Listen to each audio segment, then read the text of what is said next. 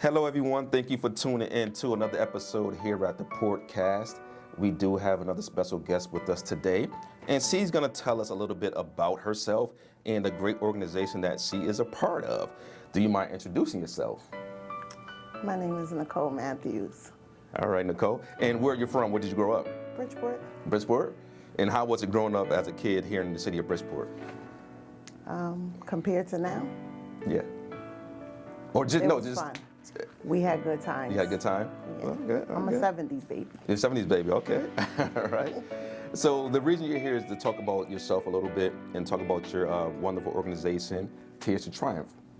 Can you give everyone some insight about this organization and your role in this organization? So I am the founder and president of this organization. It was formulated from my son.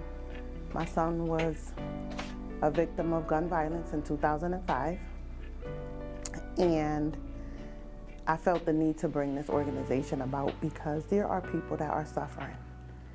My whole thing is, my organization is not just for gun violence though, even though it was formulated from that.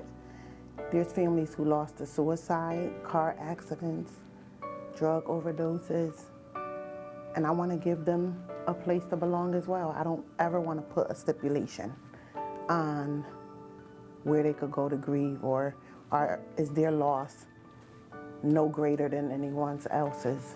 So I've opened it to a bereavement group altogether. Okay.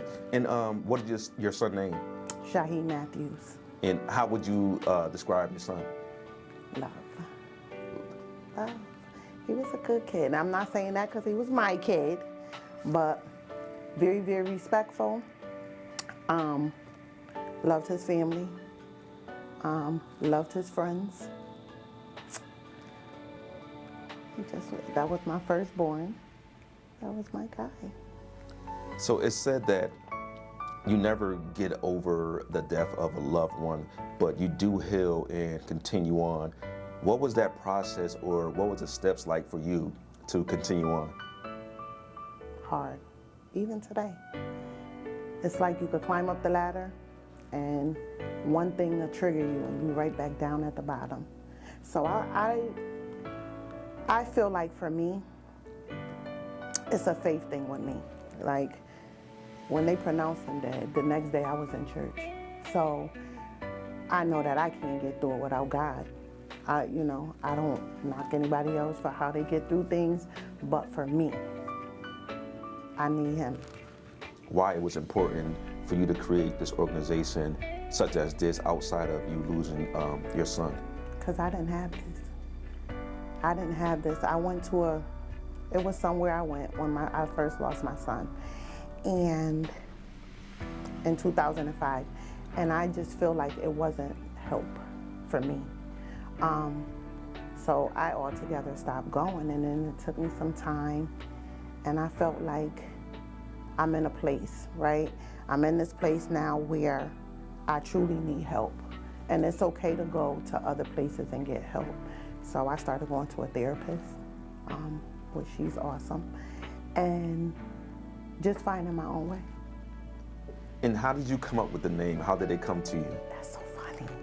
I had a dream. I dreamt. The name was on the screen and it was lights, I swear. And that's how I came up with it. And why did you feel that this was the name that you should stick with? Because I feel like healing, tears to triumph. From being in that dark, dark place to eventually getting back into normalcy, acceptance, and just knowing my place in grief. So when these parents or anyone who lost a loved one come to your organization and you give them comfort, was there any moment during this journey process of you helping others and trying to give them comfort that you realized that this was your purpose? Yeah. And what did that feel like? To help them, honestly, helping them helps me, right? I know that this is something I have to do.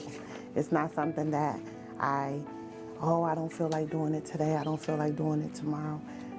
I've experienced what they are going through, right?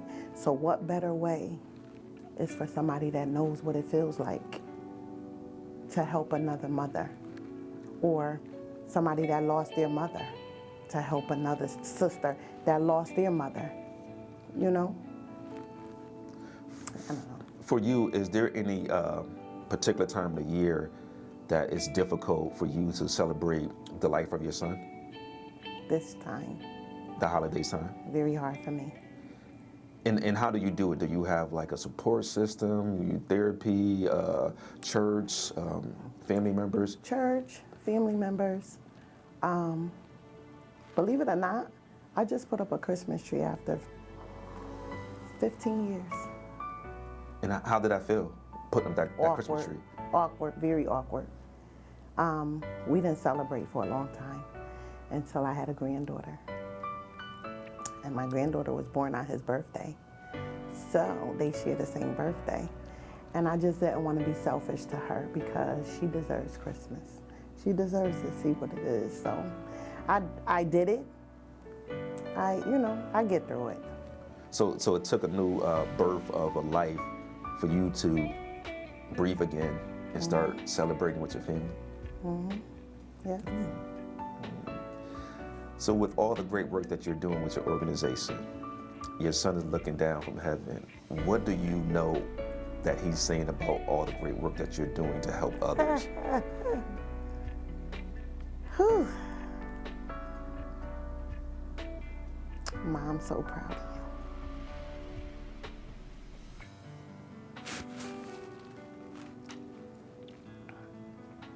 Any words of encouragement for anyone who's going through difficult times, especially like you said during the holiday times? It's like one of the toughest moments to deal with, losing a loved one. Any words of encouragement that you have for people? I'm not going to sugarcoat anything because this is real, right? This is real life for us. It's not going to get any easier right now, right?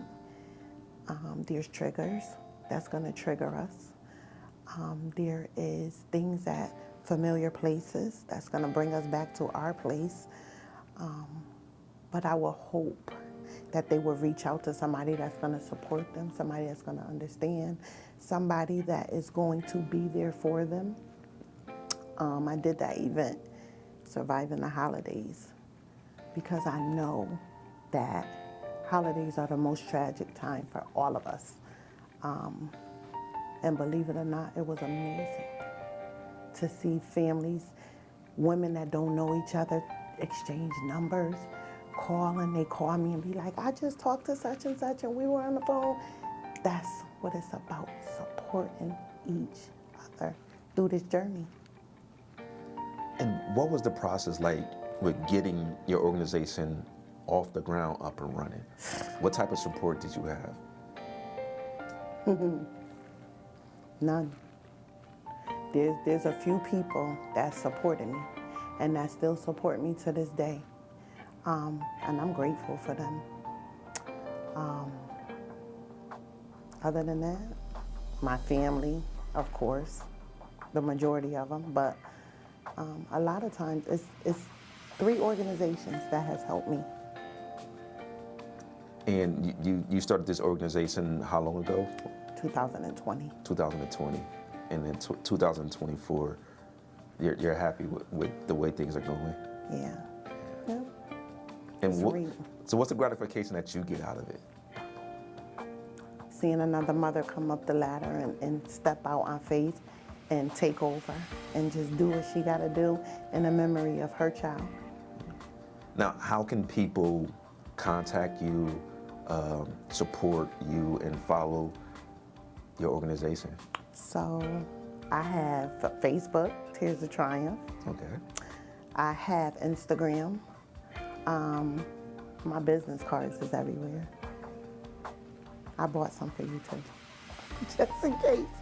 But they can call me. I'll never turn my back or turn down a mother from calling me. I make time. All right. Well, I'd like to thank you for taking time out your busy schedule to come here and talk about the great organization that you created and helping a lot of people throughout the city of Bridgeport. I really appreciate it. Thank you. And keep up the good work. Thank you. Thank you. My name is Nicole Matthews. I am the founder and president of Tears to Triumph Incorporated. My phone number is 203-522-1712. I have an organization based on families who lost. It's a bereavement group, not just for homicide, but for all demise. So if you ever need to get in touch with me, again, my number is 203-522-1712. Thank you.